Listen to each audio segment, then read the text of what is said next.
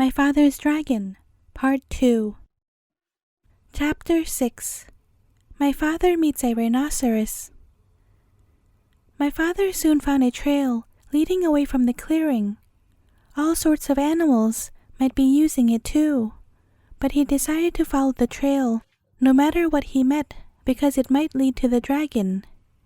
He kept a sharp lookout in front and behind and went on. Just as he was feeling quite safe, he came around a curve right behind two wild boars. One of them was saying to the other, "Did you know that the tortoises thought that they saw Monkey carrying his sick grandmother to the doctor's last night? But Monkey's grandmother died a week ago, so they must have seen something else. I wonder what it was." "I told you that there was an invasion afoot," said the other boar, "and I intend to find out what it is. I simply can't stand invasions." "Me neither," said a tiny little voice. Me neither. And my father knew that the mouse was there too. "Well," said the first boar, "you search the trail up this way to the dragon. I'll go back down the other way through the big clearing, and we'll send Mouse to watch the ocean rocks in case the invasion should decide to go away before we find it." My father hid behind a mahogany tree just in time, and the first boar walked right past him. My father waited for the other boar to get a head start on him, but he didn't wait very long because he knew that when the first boar saw the tigers chewing gum in the clearing, he'd be even more suspicious. Soon the trail crossed a little brook, and my father, who was by this time very thirsty, stopped to get a drink of water. He still had on his rubber boots, so he waded into a little pool of water and was stooping down when something quite sharp picked him up by the seat of the pants and shook him very hard. "Don't you know that's my private weeping pool?" said a deep, angry voice. My father couldn't see who was talking because he was hanging in the air right over the pool, but he said, "Oh, no, I'm so sorry. I didn't know that everybody had a private—" "Everybody doesn't," said the angry voice, "but I do because I have such a big thing to weep about, and I drown everybody I find using my weeping pole." With that, the animal tossed my father up and down over the water. "What is it that you weep about so much?" asked my father, trying to get his breath, and he thought over all the things he had in his pack. "Oh, I have many things to weep about, but the biggest thing is the color of my tusk." My father squirmed every which way trying to see the tusk, but it was through the seat of his pants, where he couldn't possibly see it. "When I was a young rhinoceros, my tusk was pearly white," said the animal, and then my father knew that he was hanging by the seat of his pants from a rhinoceros's tusk. "But it has turned a nasty yellow-gray in my old age, and I find it very ugly. You see, everything else about me is ugly, but when I had a beautiful tusk, I didn't worry so much about the rest. Now that my tusk is ugly too, I can't sleep nights just thinking about how ugly I am, and I weep all the time. But why should I be telling you all these things? I caught you using my pool, and now I'm going to drown you." "Oh, wait a minute, Rhinoceros," said my father. "I have some things that will make your tusk all white and beautiful again. Just let me down and I'll give them to you." The rhinoceros said, "You do? I can hardly believe it. Why, I'm so excited." He put my father down and danced around in a circle while my father got out the tube of toothpaste and a toothbrush. "Now," said my father, "just move your tusk a little nearer, please, and I'll show you how to begin." My father wet the brush in the pool, squeezed on a dab of toothpaste, and scrubbed very hard in one tiny spot. Then he told the rhinoceros to wash it off. And when the pool was calm again, he told the rhinoceros to look in the water and see how white the little spot was. It was hard to see in the dim light of the jungle, but sure enough, the spot shone pearly white, just like new. The rhinoceros was so pleased that he grabbed the toothbrush and began scrubbing violently, forgetting all about my father. Just then, my father heard hoofsteps, and he jumped behind the rhinoceros. It was the boar coming back from the big clearing where the tigers were chewing gum. The boar looked at the rhinoceros and at the toothbrush and at the tube of toothpaste, and then he scratched his ear on a tree. "Tell me, rhinoceros," he said, "where did you get that fine tube of toothpaste and that toothbrush?" "Too busy," said the rhinoceros, and he went on brushing as hard as he could. The boar sniffed angrily and trotted down the trail toward the dragon, muttering to himself, "Very suspicious. Tiger's too busy chewing gum. Rhinoceros too busy brushing his tusk. Must get hold of that invasion. Don't like it one bit. Not one bit. It's upsetting everybody terribly. Wonder what it's doing here anyway." Chapter 7. My Father Meets a Lion. My father waved goodbye to the rhinoceros, who was much too busy to notice, got a drink farther down the brook, and waded back to the trail. He hadn't gone very far when he heard an angry animal roaring. "Ding blasted! I told you not to go blackberrying yesterday. Won't you ever learn? What will your mother say?" My father crept along and peered into a small clearing just ahead. A lion was prancing about, clawing at his mane, which was all snarled and full of blackberry twigs. The more he clawed, the worse it became, and the madder he grew, and the more he yelled at himself, because it was himself he was yelling at all the time. My father could see that the trail went through the clearing, so he decided to crawl around the edge in the underbrush and not disturb the lion. He crawled, and the yelling grew louder and louder. Just as he was about to reach the trail on the other side, the yelling suddenly stopped. My father looked around and saw the lion glaring at him. The lion charged and skidded to a stop a few inches away. "Who are you?" the lion yelled at my father. "My name is Elmer Elevator." "Where do you think you're going?" "I'm going home," said my father. "That's what you think," said the lion. "Ordinarily, I'd save you for afternoon tea, but I happen to be upset enough and hungry enough to eat you right now." And he picked up my father in his front paws to feel how fat he was. My father said, "Oh, please, lion, before you eat me, tell me why you are so particularly upset today." "It's my mane," said the lion, as he was figuring how many bites a little boy would make. "You see what a dreadful mess it is, and I don't seem to be able to do anything about it. My mother is coming over the dragon this afternoon, and if she sees me this way, I'm afraid she'll stop my allowance. She can't stand messy manes. But I'm going to eat you now, so it won't make any difference to you."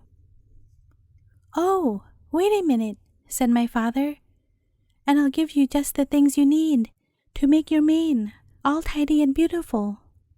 I have them here in my pack." "You do?" said the lion. "Well, give them to me, and perhaps I'll save you for afternoon tea after all." And he put my father down on the ground. My father opened the pack and took out the comb and the brush and the 7 hair ribbons of different colors. "Look," he said, "I'll show you what to do on your forelock, where you can watch me. First, you brush a while, and then you comb, and then you brush again until all the twigs and snarls are gone.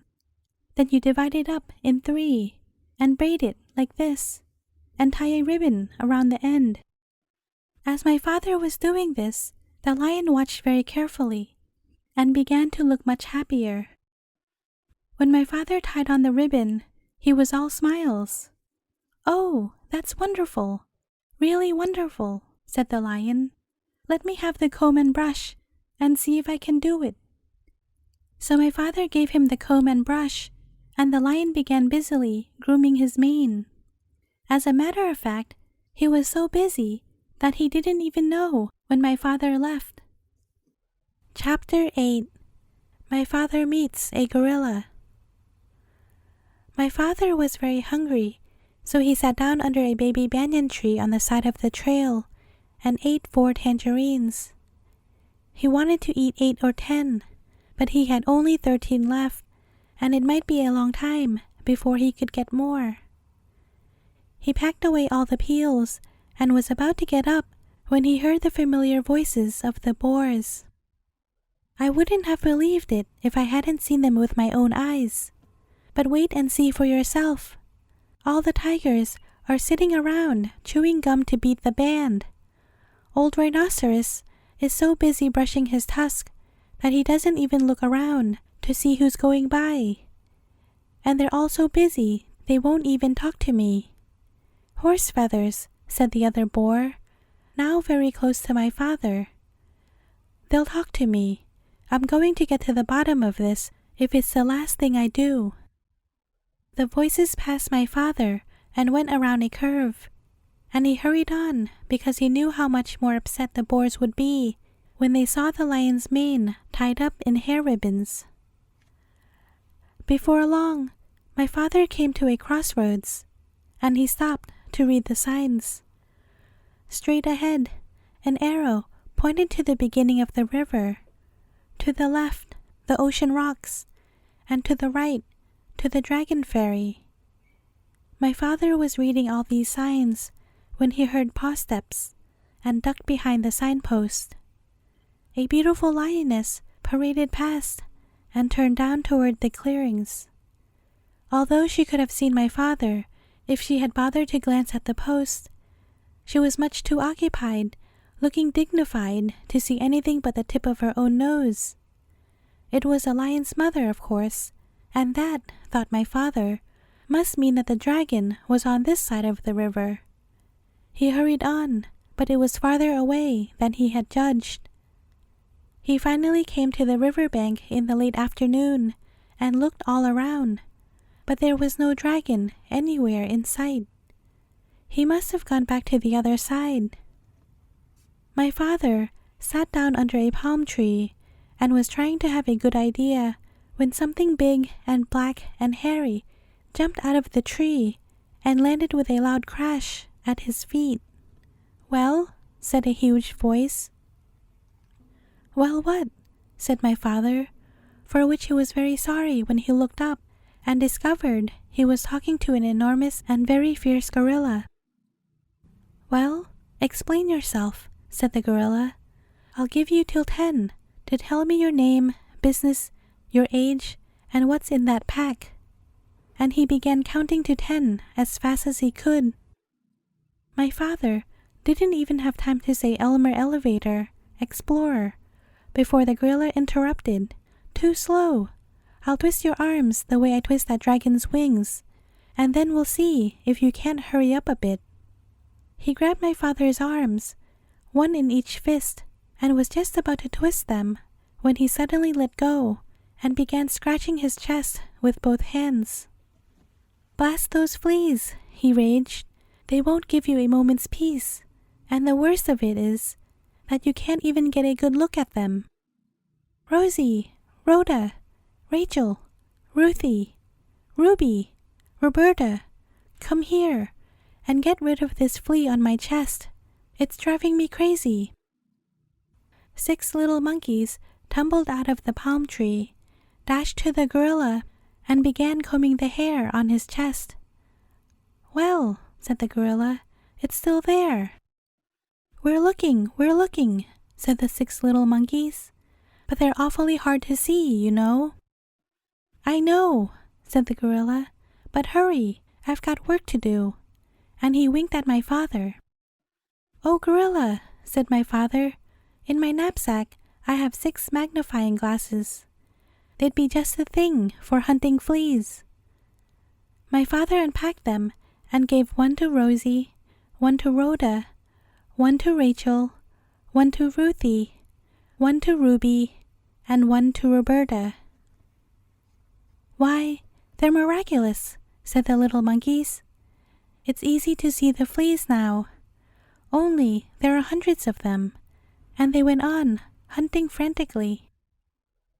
A moment later, more monkeys appeared out of the nearby clump of mangroves and began crowding around to get a look at the fleas through the magnifying glasses. They completely surrounded the gorilla, and he could not see my father, nor did he remember to twist his arms. Chapter 9. My father makes a bridge. My father walked back and forth along the bank, trying to think of some way to cross the river. He found a high flagpole with a rope going around to the other side. The rope went through a loop at the top of the pole, and then down the pole and around a large crank. A sign on the crank said, "To summon dragon, yank the crank. Report disorderly conduct to gorilla." From what the cat had told my father, he knew that the other end of the rope was tied around the dragon's neck, and he felt sorrier than ever for the poor dragon. If he were on this side, the gorilla would twist his wing until it hurt so much that he'd have to fly to the other side. If he were on the other side, the gorilla would crank the rope until the dragon would either choke to death or fly back to this side. What a life for a baby dragon! My father knew that if he called the dragon to come across the river, the gorilla would surely hear him. So he thought about climbing the pole and going across on the rope. The pole was very high, and even if he could get to the top without being seen, he'd have to go all the way across, hand over hand. The river was very muddy, and all sorts of unfriendly things might live in it, but my father could think of no other way to get across. He was about to start up on the pole when, despite all the noise the monkeys were making, he heard a loud splash behind him. He looked all around in the water, but it was dusk now, and he couldn't see anything there. "It's me, Crocodile," said a voice to the left. "The water's lovely, and I have such a craving for something sweet. Won't you come in for a swim?" A pale moon came out from behind the clouds, and my father could see where the voice was coming from. The crocodile's head was just peeping out of the water. "Oh, no thank you," said my father. "I never swim after sundown, but I do have something sweet to offer you. Perhaps you'd like a lollipop, and perhaps you have friends who would like lollipops too." "Lollipops," said the crocodile. "Why, that is a treat. How about it, boys?" A whole chorus of voices shouted, "Hurrah! Lollipops!" And my father counted as many as 17 crocodiles, with their heads just peeping out of the water. "That's fine," said my father, as he got out the 24 pink lollipops and the rubber bands. "I'll stick one here in the bank. Lollipops last longer if you keep them out of the water, you know. Now, one of you can have this one." The crocodile who had first spoken swam up and tasted it. "Delicious, mighty delicious," he said. "Now if you don't mind," said my father, "I'll just walk along your back and fasten another lollipop to the tip of your tail with a rubber band. You don't mind, do you?" "Oh no, not in the least," said the crocodile. "Can you get your tail out of the water just a bit?" asked my father. "Yes, of course," said the crocodile, and he lifted up his tail. Then my father ran along his back and fastened another lollipop with a rubber band.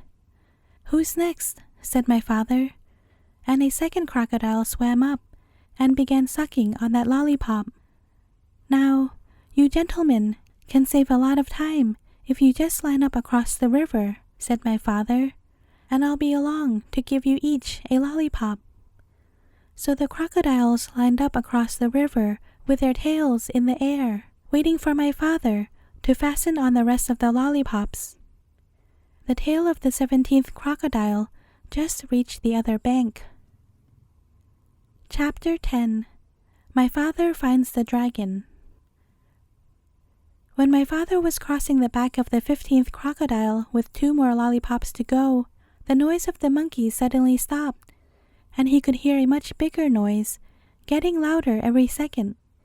Then he could hear 7 furious tigers, and 1 raging rhinoceros, and 2 seething lions, and 1 ranting gorilla, along with countless screeching monkeys, led by 2 extremely irate wild boars, all yelling, "It's a trick! It's a trick! There's an invasion, and it must be after our dragon! Kill it! Kill it!" The whole crowd stampeded down to the bank. As my father was fixing the 17th lollipop for the last crocodile, he heard a wild boar scream, "Look! It came this way! It's over there now! See?" The crocodiles made a bridge for it, and just as my father leapt onto the other bank, one of the wild boars jumped onto the back of the first crocodile. My father didn't have a moment to spare. By now, the dragon realized that my father was coming to rescue him. He ran out of the bushes and jumped up and down, yelling, "Here I am! I'm right here! Can you see me? Hurry! The boar is coming over the crocodiles too! They're all coming over! Oh, please hurry, hurry!" The noise was simply terrible. My father ran up to the dragon and took out his very sharp jackknife. "Steady, old boy, steady! We'll make it! Just stand still," he told the dragon as he began to saw through the big rope. By this time, both boars, all 7 tigers, the 2 lions, the rhinoceros, and the gorilla, along with the countless screeching monkeys, were all on their way across the crocodiles, and there was still a lot of rope to cut through. "Oh, hurry," the dragon kept saying, and my father again told him to stand still. "If I don't think I can make it," said my father, "we'll fly over to the other side of the river, and I can finish cutting the rope there." Suddenly, the screaming grew louder and madder, and my father thought the animals must have crossed the river. He looked around and saw something which surprised and delighted him, partly because he had finished his lollipop, and partly because, as I told you before, crocodiles are very moody and not the least bit dependable, and are always looking for something to eat. The first crocodile had turned away from the bank and started swimming down the river. The second crocodile hadn't finished yet, so he followed right after the first, still sucking his lollipop. All the rest did the same thing, one right after the other, until they were all swimming away in a line. The 2 wild boars, the 7 tigers, the rhinoceros, the 2 lions, the gorilla, along with the countless screeching monkeys, were all riding down the middle of the river on the train of crocodiles sucking pink lollipops, and all yelling and screaming and getting their feet wet. My father and the dragon laughed themselves weak because it was such a silly sight. As soon as they had recovered, my father finished cutting the rope, and the dragon raced round in circles and tried to turn a somersault. He was the most excited baby dragon that ever lived. My father was in a hurry to fly away, and when the dragon finally calmed down a bit, my father climbed up onto his back. "All aboard," said the dragon. "Where shall we go?" "We'll spend the night on the beach, and tomorrow we'll start on the long journey home. So, it's off to the shores of Tangerina," shouted my father as the dragon soared above the dark jungle and the muddy river, and all the animals bellowing at them, and all the crocodiles licking pink lollipops and grinning wide grins. After all, what did the crocodiles care about a way to cross the river, and what a fine feast they were carrying on their backs. As my father and the dragon passed over the ocean rocks, they heard a tiny excited voice scream, "Bumcack, bumcack, we dreed our naggin." I mean, we need our dragon. But my father and the dragon knew that nothing in the world would ever make them go back to Wild Island.